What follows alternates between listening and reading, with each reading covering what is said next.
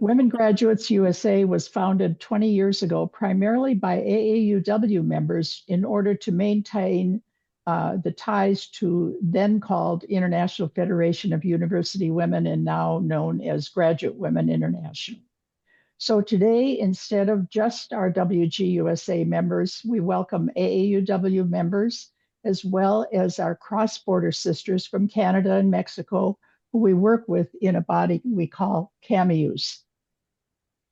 And even though the game is going on right now, Canada and US in the finals of the hockey at the Olympics, we're all friends here today. Women Graduates USA focuses on the global aspects of issues of gender, equity, and access to education in order to build a peaceful world. As we know, this is under fire as we sit here today.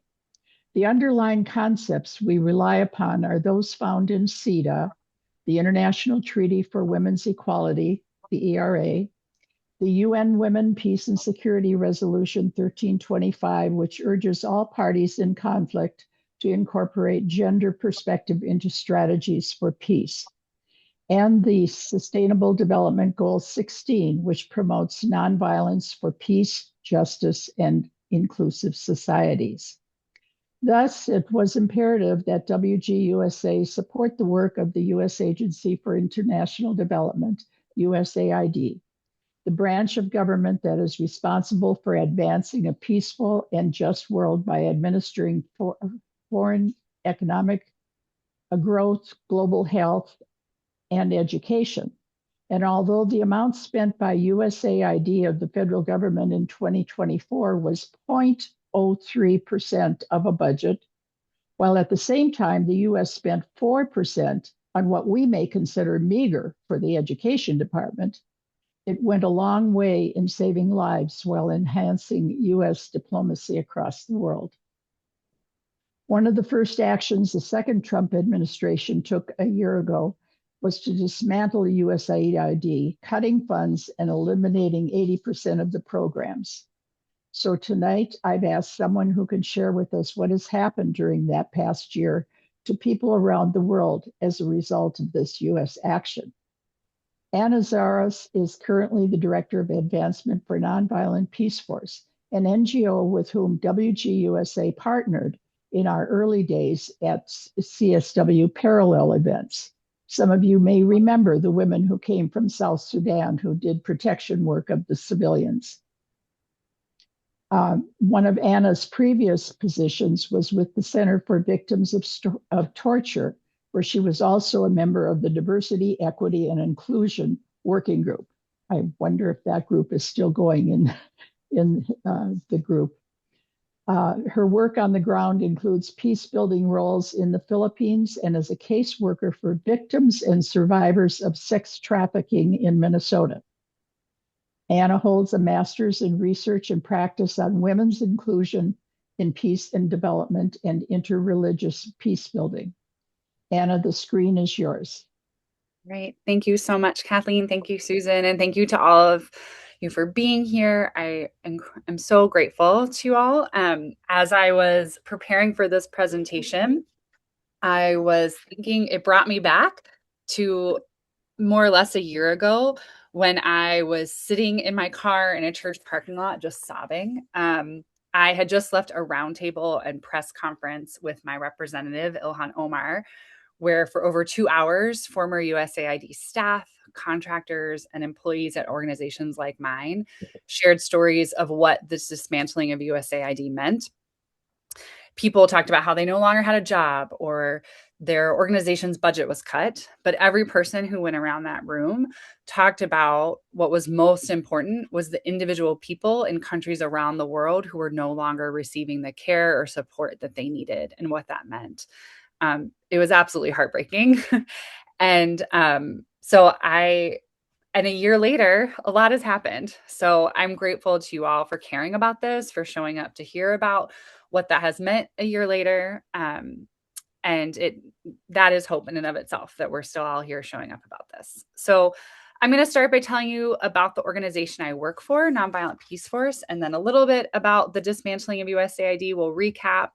And then I will talk about kind of what has been the impact long term. I realized that I don't think I shared my, I'm going to reshare my screen, sorry, because I don't think that I shared my sound, and I have some videos. So let me do that again.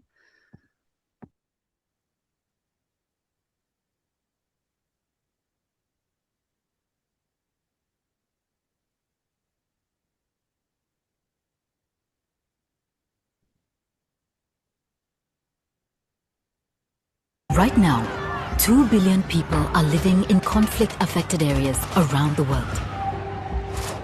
And even though it makes things worse, violence is still the main response to everything from civil war to neighborhood disputes. But while conflict may be inevitable, violence doesn't have to be. To achieve this, we need to change the way things are done. This change isn't easy, but we know it's possible because we've seen non-violent responses help to resolve conflict for over 2 decades. Nonviolent Peaceforce works side by side with communities to interrupt and prevent violence using unarmed civilian protection. Unarmed civilian protection is all about creating protection through connection, which is why we root all conflict responses in building relationships and trust, including with people seen as enemies. So what does this look like in real life? The direct civilian-led unarmed protection we facilitate keeps people safe from violence.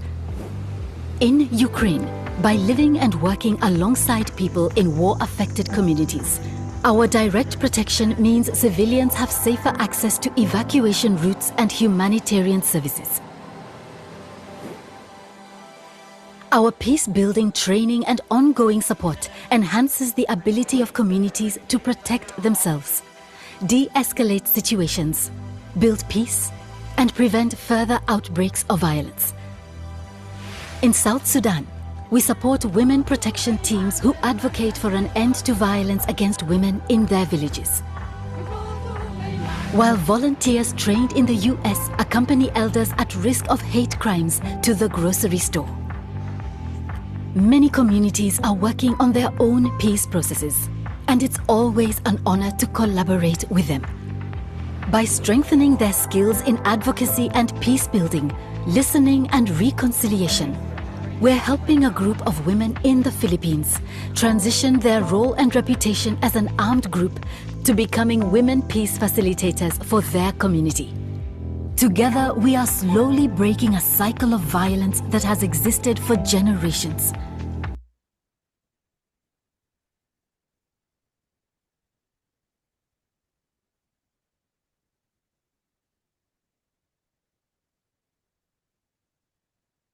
Anna, you're muted.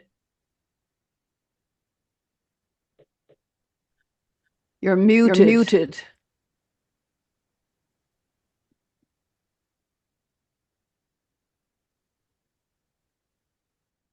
My little mute is like grayed out. So, okay. When I stopped sharing, it unmuted me. So let me try that one more time. Sorry about that.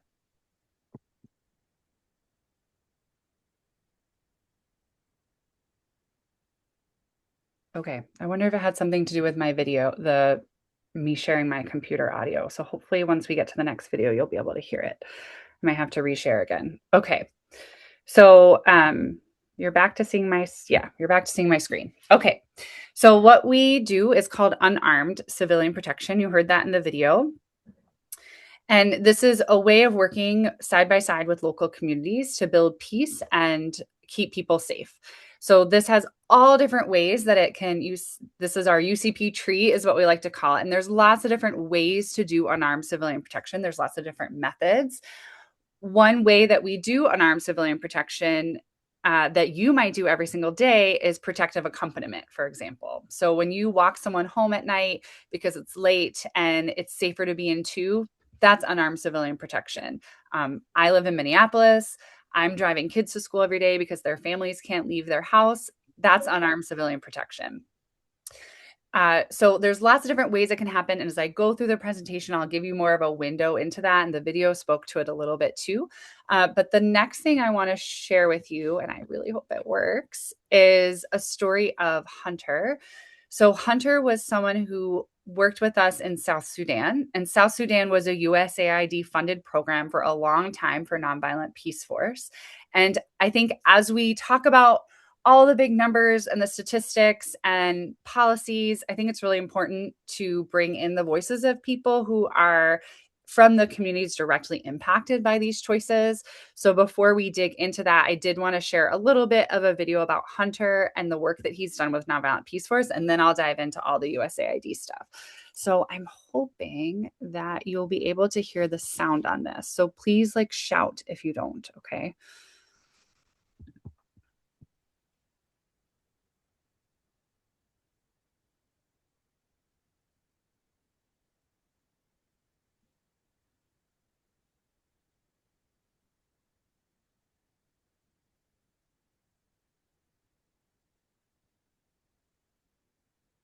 The screen's not sharing, Anna. Oh, okay. I'm really sorry, you guys.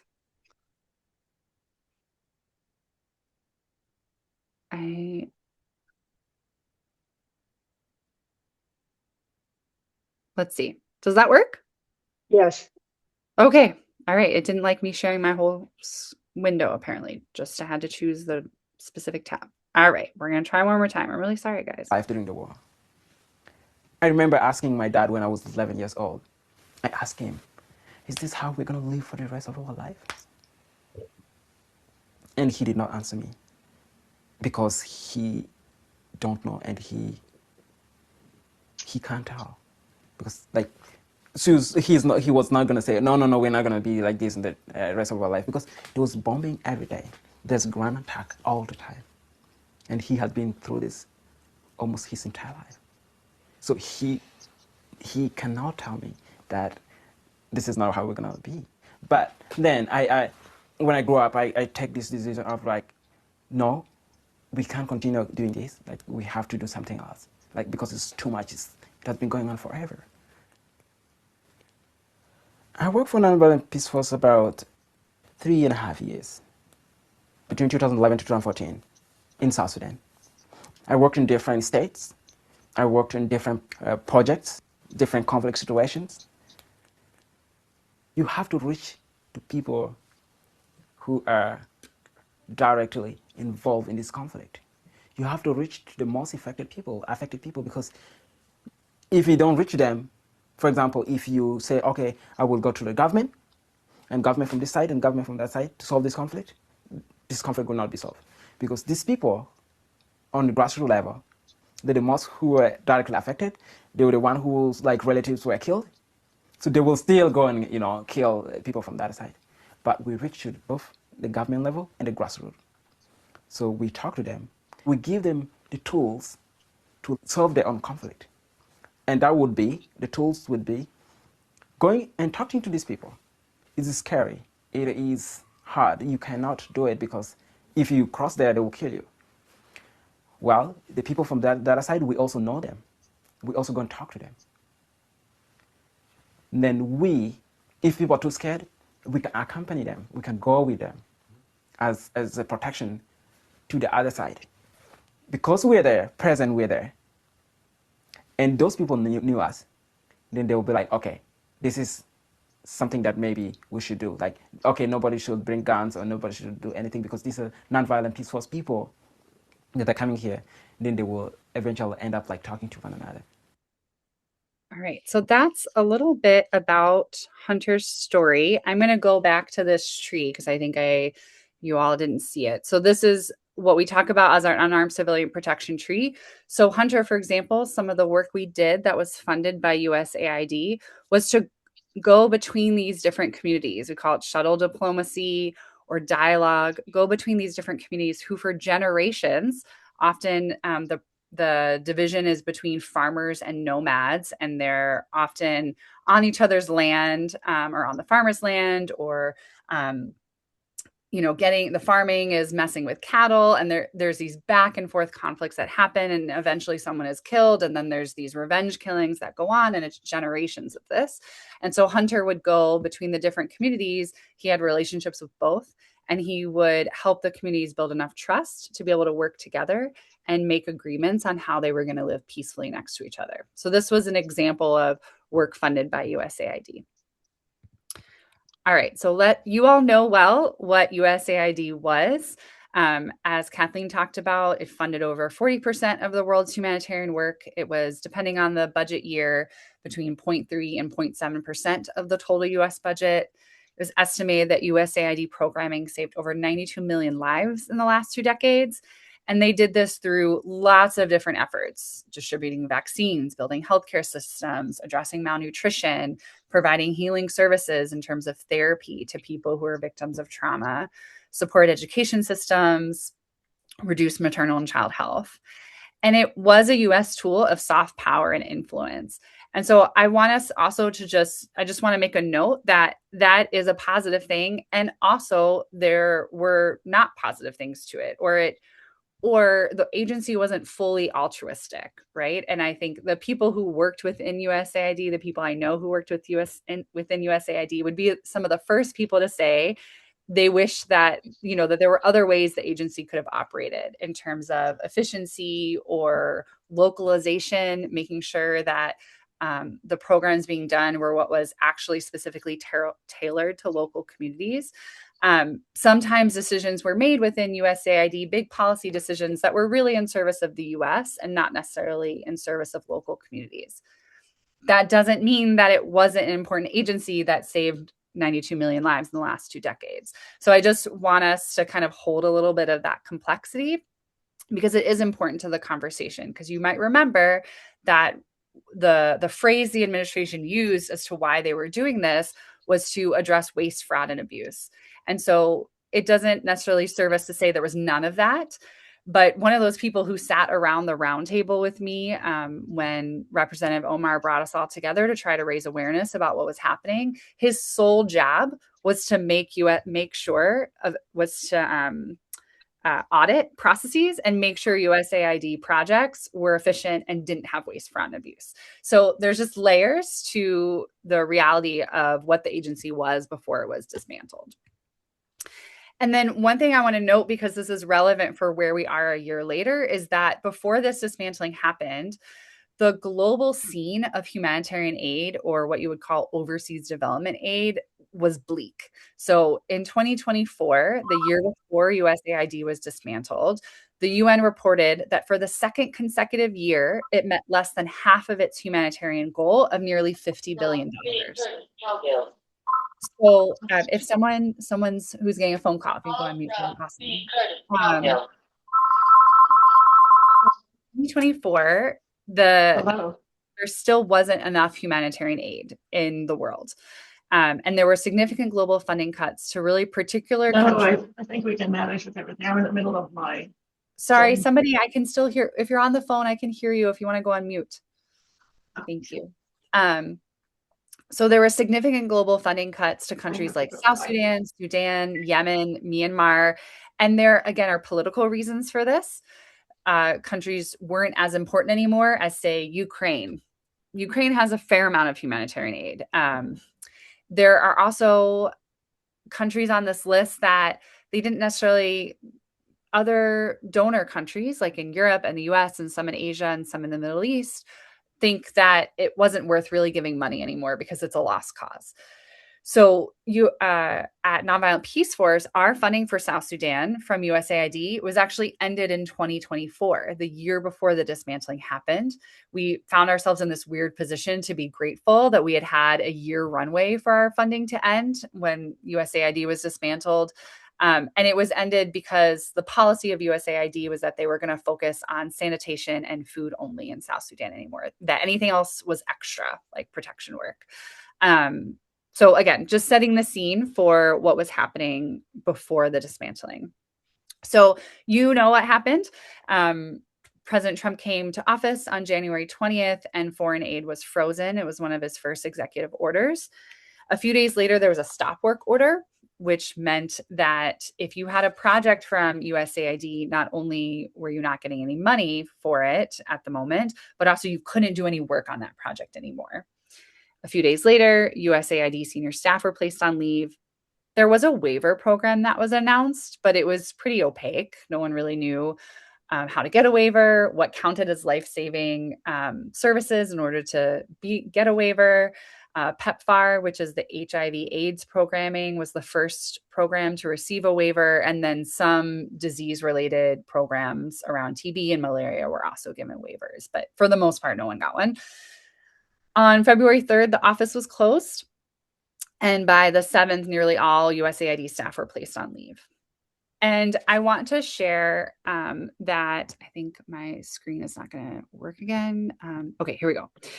So I just want to share a little bit about what it was like during that time. So one of the people I've gotten to know in Minnesota is a woman named Jess, who was in the office when DOJ employees came in and started to do this dismantling. And she described just outright bullying behavior. Their emails were looked through. Her personal phone was tracked. And so she showed up to this press conference and this roundtable I told you about and had to obscure her identity because she was worried about her own personal safety based on what had happened to her. So there is this really personal impact that people experienced that was pretty harmful and traumatic. I also am going to share, and hopefully this works. Okay, share this tab instead. Hopefully you see this image of Ilhan Omar. Again, not a personal endorsement from Nonviolent Peaceforce, but I share with you a lot about Ilhan Omar because she was one of the representatives really being loud about why this was a problem, about USAID being dismantled. So I wanted to share a little bit, again, from that moment, this press conference of hers, a snippet from it. I'm just going to go back.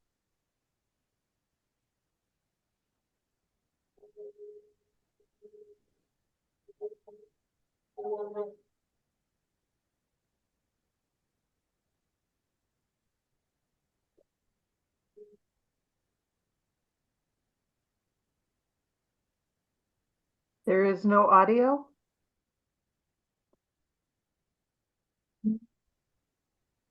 You should be hearing the audio.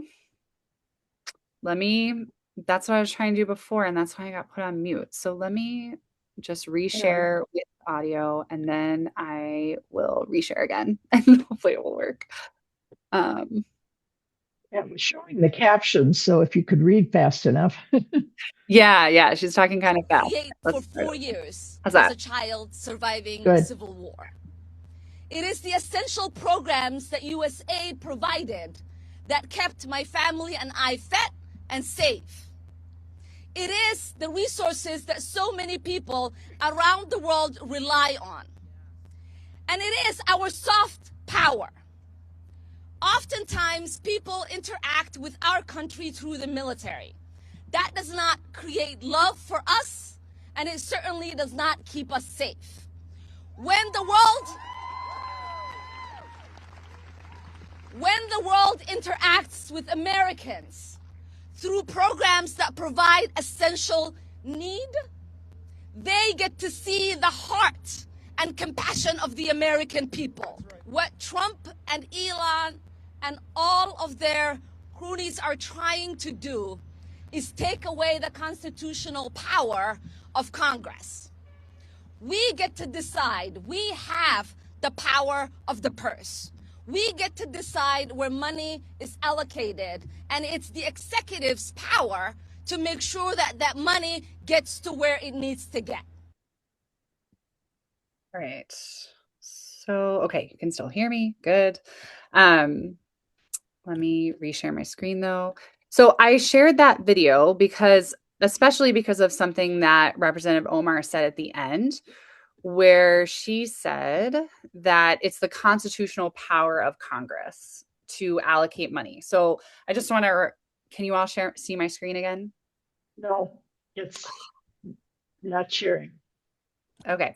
So she is sharing with us I want us to remember that at that time, this was the counter to the waste, fraud, and abuse. The Trump administration is saying we're doing this because of waste, fraud, and abuse. And Congress says, yes, but it was our power. And this was money that was already allocated in 2024 and 2025.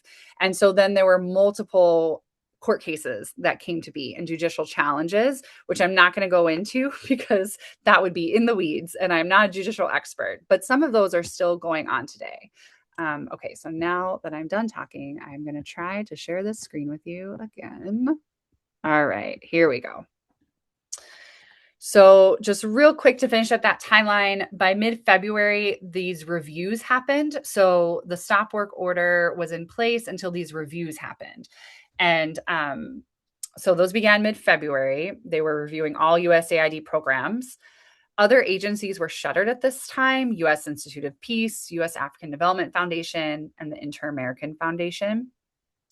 By mid-March, already, they had reviewed thousands of programs and decided that only 1,000 of them would stay on as USAID-funded programs, and this was only 17% of the funding that had been congressionally allocated.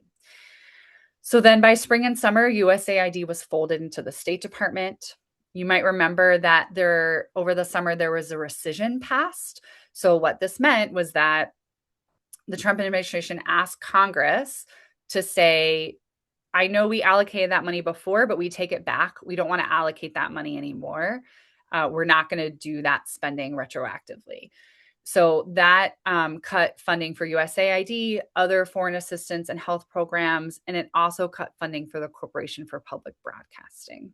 So that rescission is important because it kind of undercut some of the judicial cases that said, no, that was already congressionally allocated, because then Congress approved its own rescission of that money.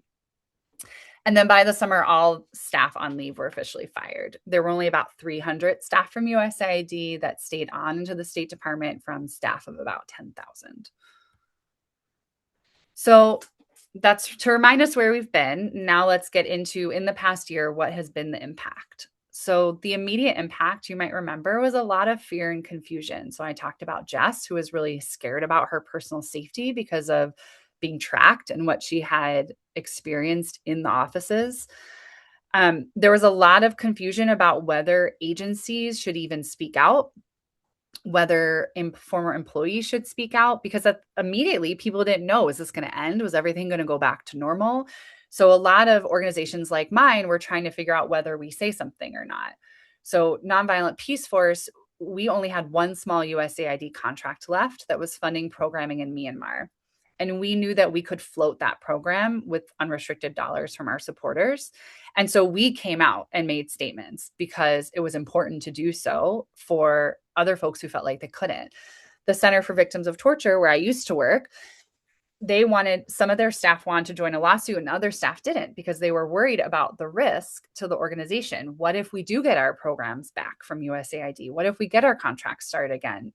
Should we not say anything? Because it puts us at risk in this and like in the limelight of this administration. There were also people, there were contractors. This was a story that was shared with me one day in that timeline in February. Contractors of USAID just immediately were locked out of the communication systems of USAID with no warning. And so there's a story of a USAID contractor who was pregnant, who was out in a far-flung remote village. And the way she could get her medical emergency support was through the USAID communication systems. And she just was cut off from that and had to figure out her own way.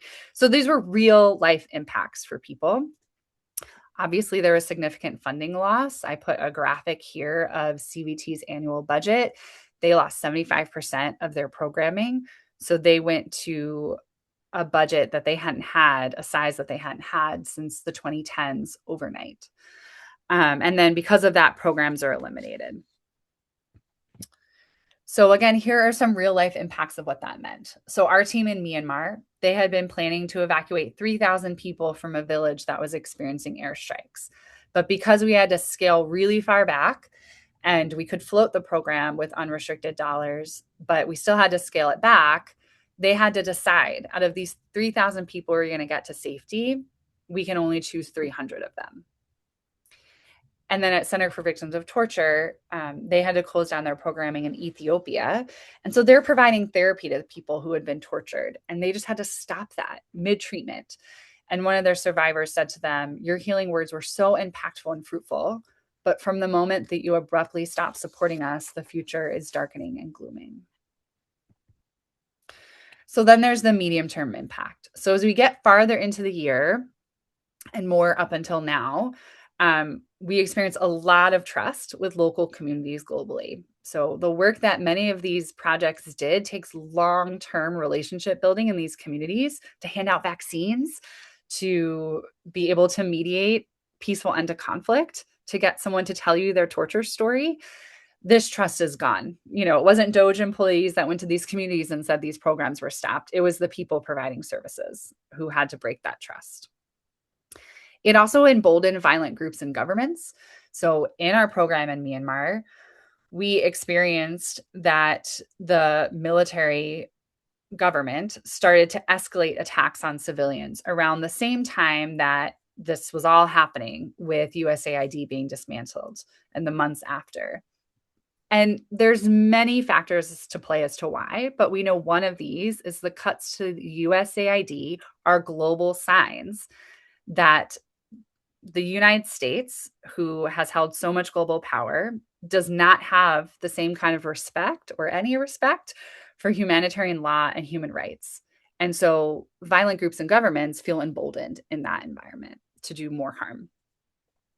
There is a loss to the US, which I think is important. And here in Minnesota, some of the advocacy we were doing was trying to lift this up. So there's an estimated $3.34 billion lost in direct economic benefit to the US. That is in jobs lost, but it's also in commodities. So just in Minnesota alone, for example, where I am, there was $70 million paid to local farmers, where food was bought from Minnesota farmers in the USAID's Food for Peace programming. And those contracts are gone now. There is another medium-term impact is the shift in foreign aid from other countries and more stress on the system. So you remember I was talking about how the humanitarian aid system was already quite stressed before this happened. This shift in foreign aid, as USAID was dismantled, other countries who were donors, especially in Europe, started rethinking what they were doing. So we were going to have a contract with the Swiss for our South Sudan program, trying to fill the USAID holes from 2024. And this, before USAID was dismantled, the Swiss we were in talks to receive $3 million from them. And after USAID was dismantled, the Swiss came back and said, nope, we're just going to give you $1 million, which is really significant in terms of what you can do with a program. And, the signal there was these donor countries are thinking, well, the major leader on overseas development aid isn't giving as much anymore. We don't have to either. Obviously, no one was explicitly saying that, but all the organizations receiving these funding, that's how we were receiving, that was the signal we were getting. And at the same time, we can all see that global insecurity is increasing, right? Violence around the world is increasing. So a lot of these countries that give money to overseas development aid were also not giving as much money to overseas development aid and instead putting more money in their budgets to militaries. And this was very true in Europe. And then, of course, a medium to long-term impact is loss of life. So Secretary of State Marco Rubio famously said that no one has died because USAID, because of these stop work orders and then the dismantling, but that's just not true. So a year later, the estimate suggests more than 700,000 people have already lost their lives. And there was a recent study in the Lancet Medical Journal that said by 2030, global aid cuts could lead to at least 9.4 million additional deaths. All right, I just have a couple more slides and I'll open it up to questions. So long-term impact, where are we at now? So earlier this month, actually, the U.S. government put out their guidance on what foreign assistance was going to look like now. And I pulled out some of the headlines of that. So one is there's a gag rule on gender ideology, which is defined as anything that says male and female is not fixed gender binary, gender is not a fixed binary between male and female. So you can't have any gender ideology, no family planning, and no diversity, equity, inclusion. So any USAID project can't have any of this in it. And we experienced this at Nonviolent Peaceforce because after USAID was dismantled, just a little bit later, there was an earthquake in Myanmar. And USAID actually, so this was around the stop work orders. It hadn't been fully dismantled yet. But the State Department with USAID at the time opened up more funding for Myanmar. They reopened up money for Myanmar as disaster relief after this earthquake happened. So our team wanted to apply for it in Myanmar. But there was nothing written down, but the government staff were telling us, well, you can't have anything that is diversity, equity, and inclusion in your programming. And so our team was like, well, on the one hand, we're doing disaster relief. Like we're not teaching people about critical race theory in Myanmar. Like this isn't relevant. But on the other hand, if we're doing our work well, our work is always has an inclusion lens, that we want to make sure that we're providing safety and services to the people who are typically most excluded, that we want to bring those people in. So our program will always be inclusive. And so can we take this money? Is the US a trustworthy funding partner? Do we do what we always do in our programming and just make sure we don't write down the word inclusion, right? There was no real clear guidance around it. There was nothing written down by the US government, but we were being told this. And so we ended up taking the money and it ended up being okay for us at the time. But this is now a longstanding rule of the US government. So the foreign assistance guidance now is that they're really not funding organizations either. They're not funding NGOs, international organizations like Nonviolent Peaceforce or Oxfam or Save the Children, any of them. They're directly funding to countries. So they are making agreements with country governments to receive funding or commodities directly from the State Department under their foreign assistance programming. And the country governments are being required to co-fund the assistance, and they have to have like a exit plan. So they can only receive this funding for so many years, and they have to have a plan to continue this service in their country, to continue providing this care without US funding. On the one hand, that might seem great. That might seem like this is to help countries be sustainable, and that is an argument to be able to do this work sustainably in their community, in their countries. On the other hand, though, a lot of these governments might not necessarily have the capacity to be sharing out these commodities. And there's no technical assistance being offered anymore. There used to be. But essentially, the US government is negotiating these agreements with these countries. Here's some commodities, here's some money, here's what you say you'll do with it, and we're done. And these are really more overtly political and transactional. So, for example, recently agreements were made with Zambia and Rwanda around their aid assistance package.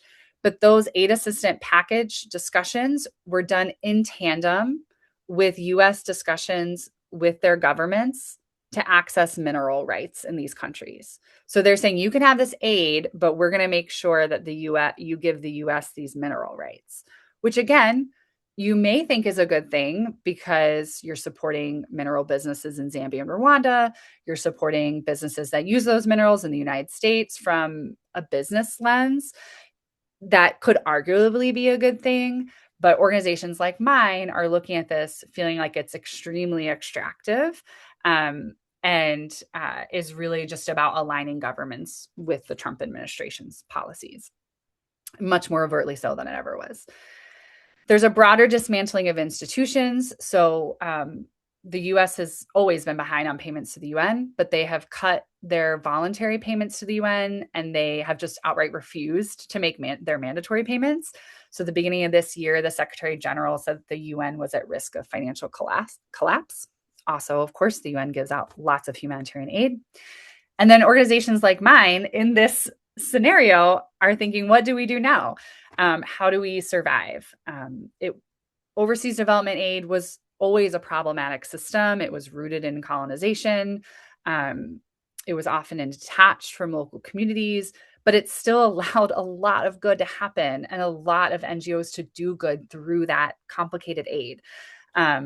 And so now organizations are trying to figure out how to fill those holes, whether that's through private philanthropy, donations from individuals, or social enterprise. There's just lots of creative thinking, and we won't really see the impact of this for decades of what this will turn into.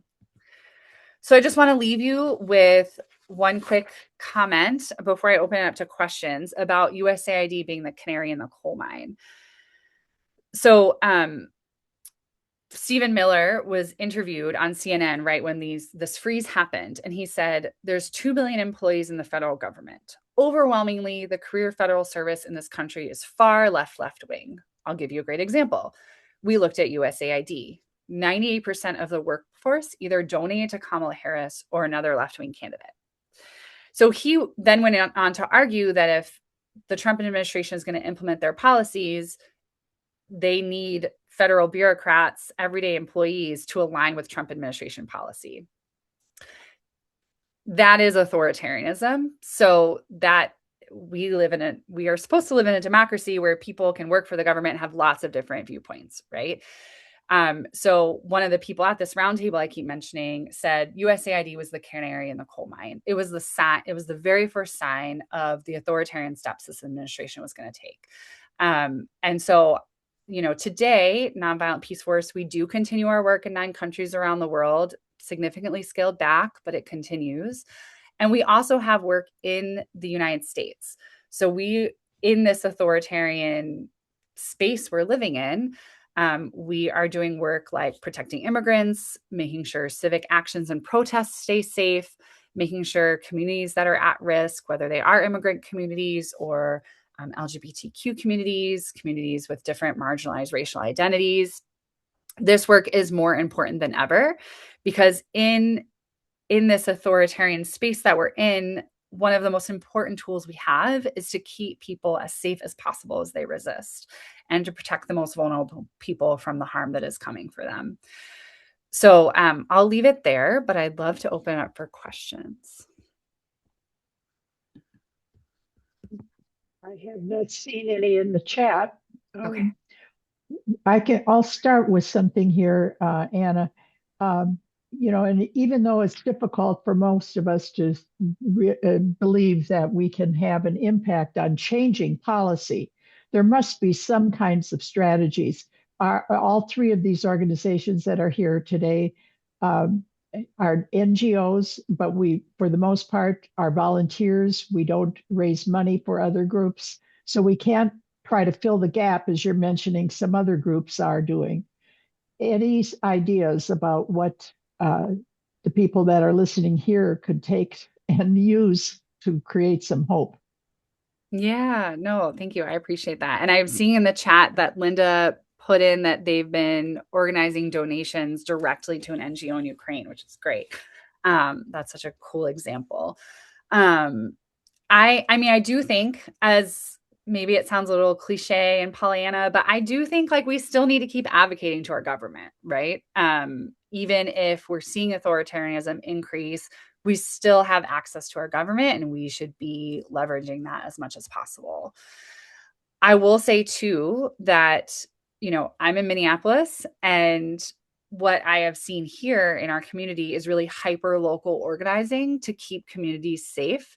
And we have not been able, here, in my personal opinion, our federal government is antagonistic to us and our local government has really not done much to support us. And in that space, our local community has stepped in to care for each other. So, really, it may feel simple, but I think actions like making sure you know your neighbors, right? And making sure that if there's an emergency, you can be in touch with your neighbors and you all have a plan, right? Folks, you all should have safety plans.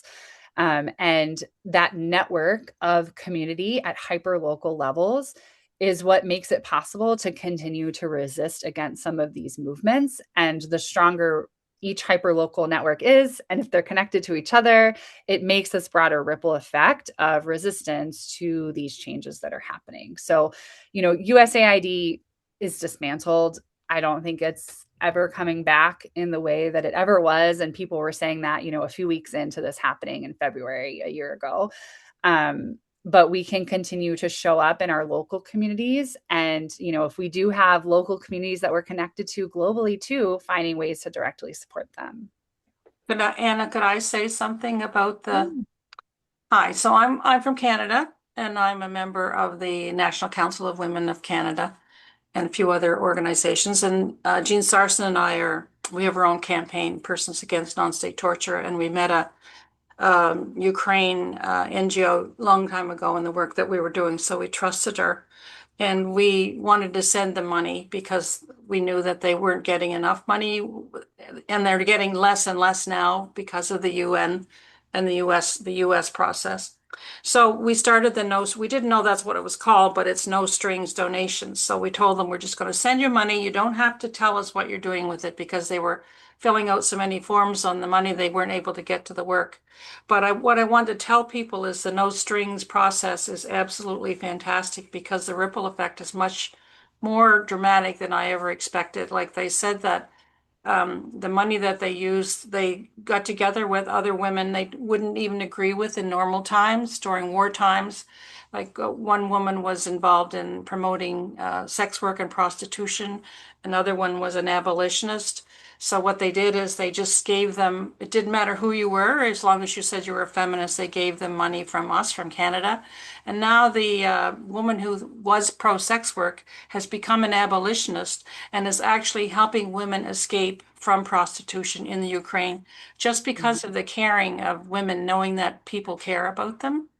And they drill wells, and they get milking machines, and we just got a drone detector for one of the women counselors, because in the rural areas the drones are not, they're using them as landmines. So when she's driving 10 or 12 hours a day, her car can blow up with one of these drones. So now she's got a detector that can keep her safe. But none of this comes under their normal funding from any organized NGO. So that's where the no strings comes in. And they seem to want to tell us what they're doing with it, even though we don't tell them. We tell them, save your time and energy, but they want to have Zoom calls with us and tell us how, like, there's an area in each community where the power stays on because we bought them.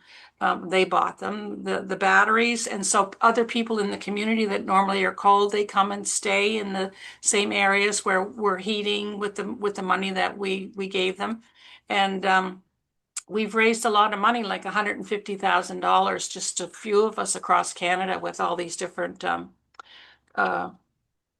fundraising opportunities. So you just never know what you'll do when you start something, how the ripple effect will go. I just thought I'd give you that idea. Yeah, Thanks, I really Linda. appreciate that. I see Grace has put a comment in, and Mary Scott points out that Oxfam is doing some of the work as an NGO as well. Do either of you have further comments, Mary or Grace? And then I see Jeanette. Grace does have her hand up. Okay, Grace, go ahead. Yeah, just to say that we each year have an international service project. Previously, we were in Nepal. This year and next year, we're in Zambia. And we're working with the Stephen Lewis Foundation. And we discussed what we would do with that, with some representatives from that foundation, and decided that if we got involved in a project that was heavily reliant on USAID, the project might not survive anyway. So we had to go with other projects. And we have 3 schools where we're providing finances to keep the kids in school.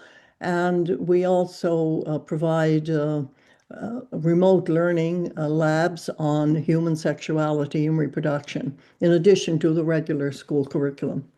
So it's done through our clubs and individual members donate, and they donate directly to the Stephen Lewis Foundation, and it gets recorded as, excuse me, as a CFW contribution.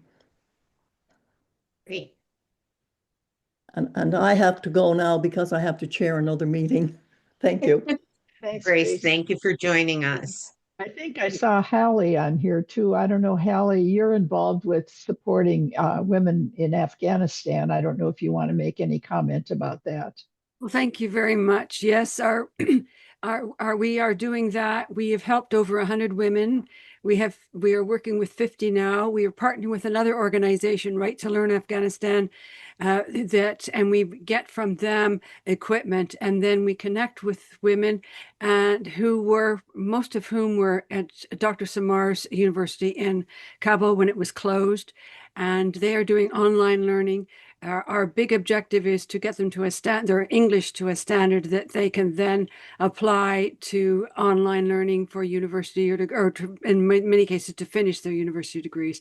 So it's tragic. The situation is getting worse and worse for women. It's hard to imagine how it can get any worse, but every week there are new things happening, and their education is just so important to them. We had a Zoom last Friday with 5 of our new students, and it was amazing how keen they were and how well they already spoke English. But one of them was sitting in the dark because they didn't have any power. The only light we could see was from her little laptop, but they're just determined. So thank you for asking. The work goes on, and I'm sorry I'm not going to be at the UN this year, but I hope that there are some stories there where Afghan women are kept in focus. Thank you.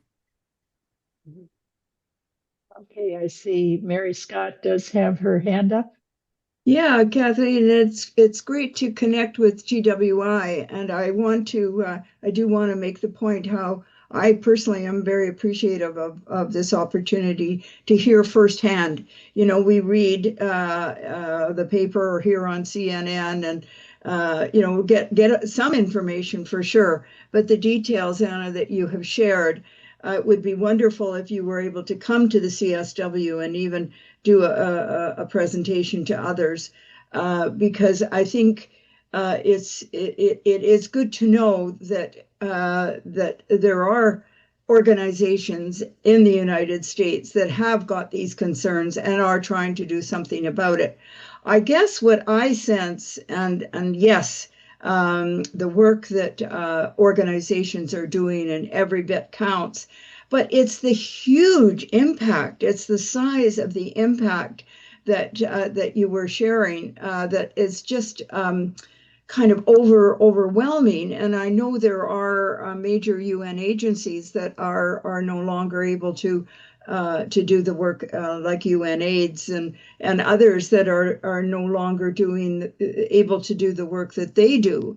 So it really is a catastrophe, and I support the work, and I'm just want to again congratulate GWI on doing this, and I'm hoping that maybe it is recorded and will be able to be shared with others. Yeah, thank you for doing that. I know here I'm from Winnipeg, so Minneapolis is very close to us. Have been there in the past so often.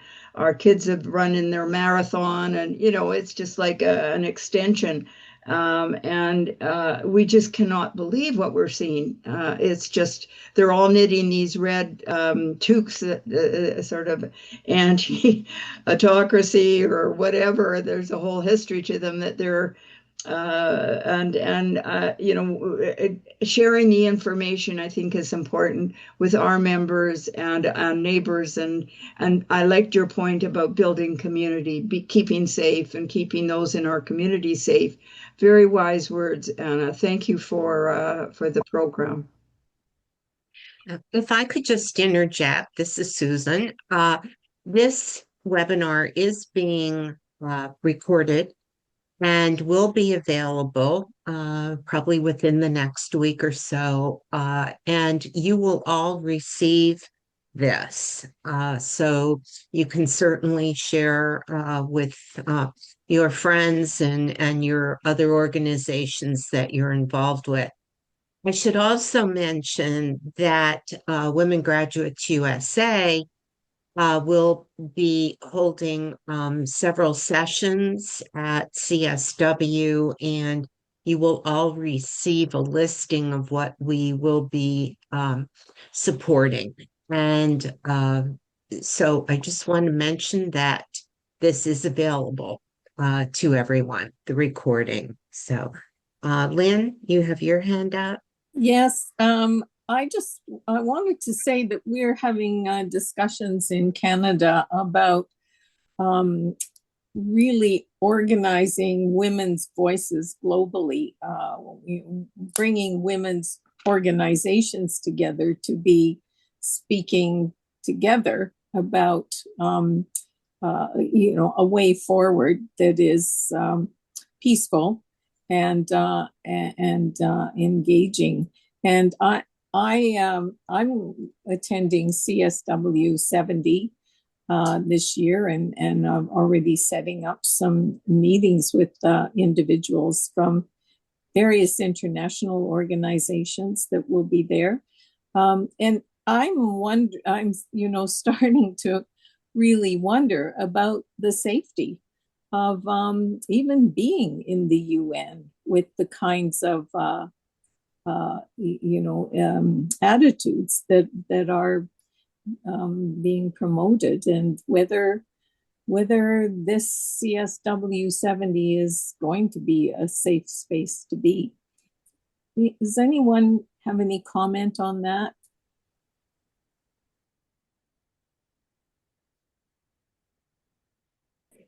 It's hard to tell, but it's understandable of the fear that coming into our country. I think if we think about the people in Minneapolis, what they have done, that should give some assurance. On the other hand, it is New York City. So it is a risk, but that is probably a part of what we need to do, is take those risks. Learn some of the skills of, calming situations, such as what we've heard Anna's organization do.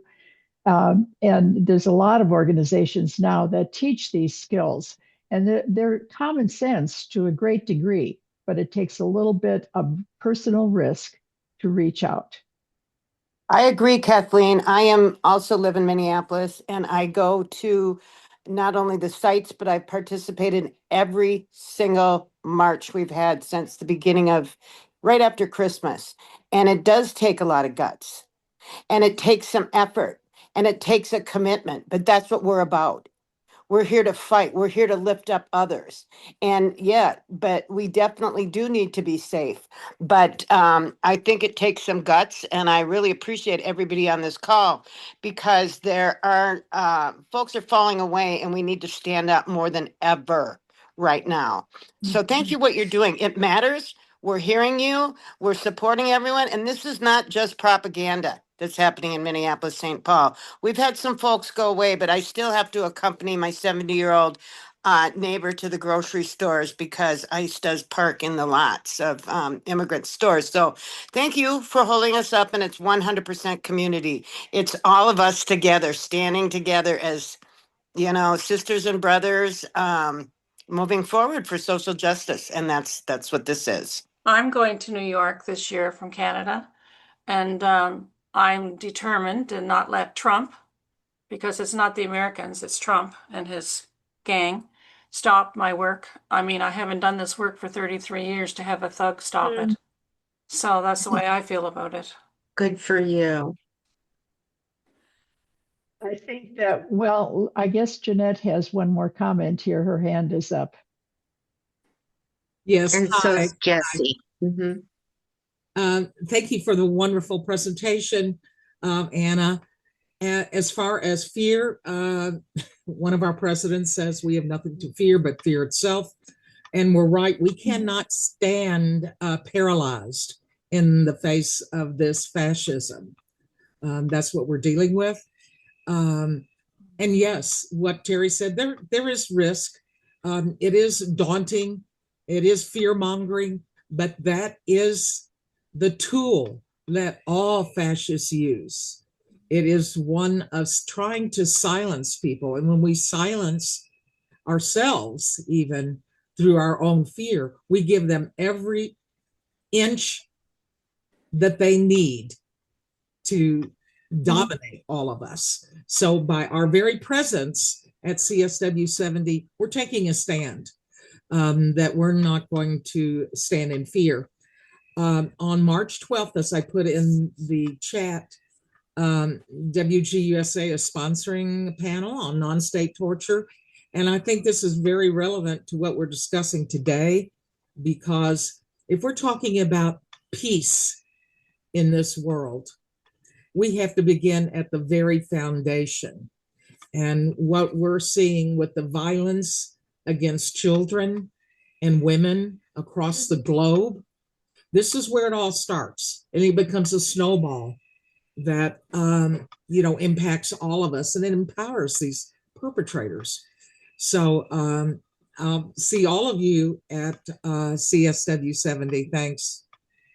Thanks, Jeanette. We've run to the end of our time, and I want to first of all thank Anna for sharing this information with us.